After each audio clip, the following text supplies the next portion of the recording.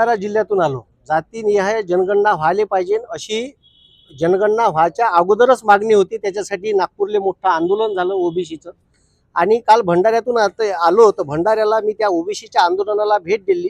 28 दिवसापासून लगातार आंदोलन चालू आहे, कंटिन्यू ठिय्या आंदोलन, उपोषण आहे त्या लोकांचं.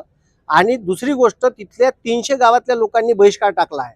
आम्ही वर्धेत याच्या अगोदर आता काँग्रेस कमिटीनं निवेदन दिलं, आमच्या पक्षातर्फे आता आम्ही निवेदन दिलं का तुम्ही या देशामध्ये ढोरं मोजता, डुकरं मोजता, गधे मोजता, वाघं मोजता, मग आम्ही माणसं नाही होय का?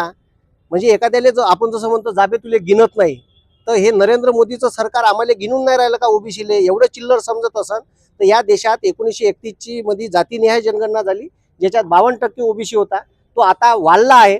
आणि आमचा आकडा आम्हाला जर माहीत पडला तर आम्ही विधानसभेत आणि या देशाच्या लोकसभेत आरक्षण मागू शकतो. पुन्हा आमचं वाढीव आरक्षण आम्ही मागू शकतो, पण आम्हाला ऑथेंटिक डाटा हा लोकसंख्या आयोगाकडून मिळू शकते. याच्यासाठी जर आमची ओबीसीची गणना होत नसेल तर आम्ही वर्धा जिल्ह्यात जसं भंडारा जिल्ह्यात 300 गावांना बहिष्कार टाकला, आम्ही आमच्या गावात बहिष्कार टाकू आणि आम्ही सरकारले कोणताही ओबीसी लोकसंख्येचा डाटा देऊ नाही आणि आम्ही सांगू नाही. म्हणून आमची मागणी हेच राहील, जर सरकार आम्हाला गिनत नसेल तर आम्ही इथं ठीक आहे कलेक्टरले जायचे रस्ते बंद करू आणि आम्ही इथं रस्त्यावर बसू. जर सरकार आमच्याले चिल्लर समजत असेल तर मग आम्ही आमची ओबीसीची लायकी दाखवू. या ओबीसी हा देशातली सत्ता बसवतो आणि सत्ता उतरवायची कशी हे ओबीसीले माहीत आहे. त्याच्यामुळे ओबीसीले चिल्लर गणतीत सरकारनं पकडू नये एवढी मी विनंती करतो आणि लवकरात लवकर सरकारने आमच्या विनंतीला मान द्यावा आणि ओबीसीचा कॉलम ॲड करावा.